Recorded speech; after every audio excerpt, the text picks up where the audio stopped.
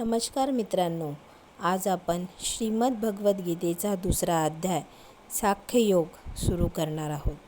हे लक्षात ठेवा, आपल्याला जे हवे आहे ते देणे देवाला शक्य नसते, पण आपल्यासाठी जे योग्य आहे ते देव नक्की आपल्याला देतो. आणि भगवंताचे हे मार्गदर्शन आपल्याला योग्य ज्ञान, बळ आणि ध्येय देईल. चला तर सुरुवात करूया या अध्यायाची. कुरुक्षेत्राच्या रणभूमीवर अर्जुन उभा आहे. समोर स्वतःचे बंधू, गुरु, मित्र, नातलग आणि विरुद्ध बाजूला युद्धाची गर्जना आहे. हातात गांडीव आहे, पण मनात भीती, संभ्रम आणि एक खोल प्रश्न. हे युद्ध का करायचे? कोणासाठी करायचे? आणि या रक्तपातातून मला काय मिळणार? हीच ती क्षणभराची अवस्था जिथून साख्ययोग म्हणजेच ज्ञानयोगाची सुरुवात होते. अर्जुनाचं मन खचलेलं आणि जेव्हा श्रीकृष्ण हसत म्हणतात, अर्जुना, तू दुःखात आहेस कारण तू सत्य विसरलास. कृष्ण म्हणतात, अर्जुना, ज्याचा जन्म झाला आहे त्याचा मृत्यू नक्की आहे आणि त्याचा मृत्यू झाला आहे त्याची पुनर्जन्मही नक्की आहे. म्हणून हे अपरिहार्य आहे. त्यासाठी शोक करणं मूर्खपणाचं आहे. जीवन आणि मृत्यू हे दोन्ही एकाच चक्राचे भाग आहेत. आपण शरीर आहोत असं नाही, आपण आत्मा आहोत आणि आत्मा कधी मरत नाही, कधी नाश पावत नाही. जसं मनुष्य जुने कपडे टाकून नवीन घेतो, तसंच आत्मा जुनं शरीर सोडून नवीन शरीर धारण करते. श्रीकृष्ण पुढे म्हणतात, अर्जुना, तू युद्ध कर कारण ते तुझे कर्तव्य आहे.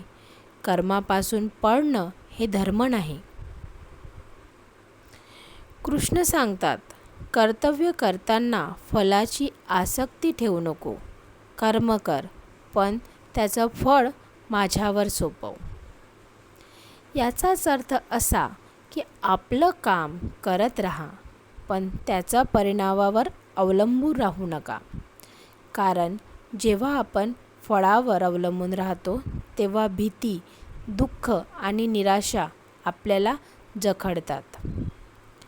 समोर श्रीकृष्ण म्हणतात, जो समत्व भावाने कर्म करतो, ज्याला यशात अहंकार नाही आणि अपयशाची खचत नाही, तोच खरा योगी. ही समत्व बुद्धी म्हणजेच गीतेचे हृदय आहे. अर्जुन श्रीकृष्णाला विचारतो, मन प्रभो, मन शांत कसं ठेवायचं? त्यावर श्रीकृष्ण म्हणतात, जसं वारा नसेल तर दिव्याची ज्योत स्थिर राहते, तसं मन जेव्हा स्थिर होतं तेव्हा ज्ञानाचा प्रकाश प्रकट होतो. मन कधी शत्रू असतं तर कधी मित्र. जो स्वतःच्या मनावर विजय मिळवतो तोच खऱ्या अर्थाने जगावर विजय मिळवतो. श्रीकृष्ण पुढे सांगतात, अर्जुना, बुद्धीच्या सहाय्याने तू विवेक जागृत कर.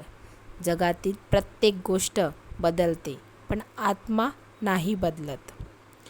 आत्मा म्हणजे शाश्वत, अखंड आणि अमर तत्व. तो न जन्मतो न मरतो.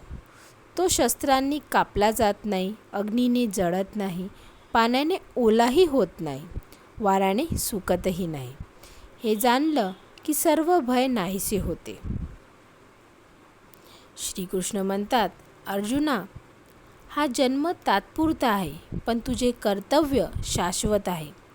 धर्मासाठी उभे राहणं हेच तुझे सर्वोच्च कर्तव्य आहे. जीवनातसुद्धा हेच लागू होतं. आपण कितीही अडचणीमध्ये असलो तरी आपला धर्म, आपलं कर्तव्य कधीही सोडू नये. अर्जुनाला हळूहळू कळतंय की हे युद्ध बाह्य नाही, तर आतल्या अशांतीचीही भीतीशी आणि मोहाशी आहे. प्रत्येक मनुष्याच्या आत असणं रणांगण, जिथे धर्म आणि अधर्म, विवेक आणि अविवेक भय आणि श्रद्धा याच्यात युद्ध चालू असतं. श्रीकृष्ण म्हणतात, जो स्वतःच्या मनावर, मोहावर, रागावर आणि लोभावर विजय मिळवतो तोच खरा योद्धा आहे.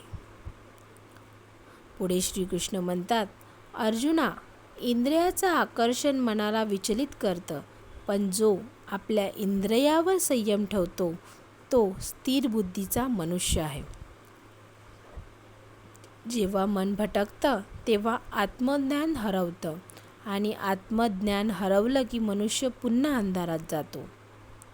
मनाला सदैव ज्ञानात, श्रद्धेत आणि संयमात स्थिर ठेव. अखेरीस अर्जुन हळूहळू समजतो, त्याचा संभ्रम दूर होतो, डोळ्यात तेज परत येतं. तो म्हणतो, प्रभू, माझं मन स्थिर झालं आहे. आता मी माझं कर्तव्य पार पाडेन. आणि या क्षणी अर्जुन पुन्हा हातात गांडीव घेतो, कारण आता त्याला समजले आहे की युद्ध बाहेरचं नाही, तर युद्ध आहे स्वतःच्या अज्ञानाशी, मोहाशी आणि भीतीशी. सांख्ययोगाचा संदेश आपल्या सर्वांसाठी आहे.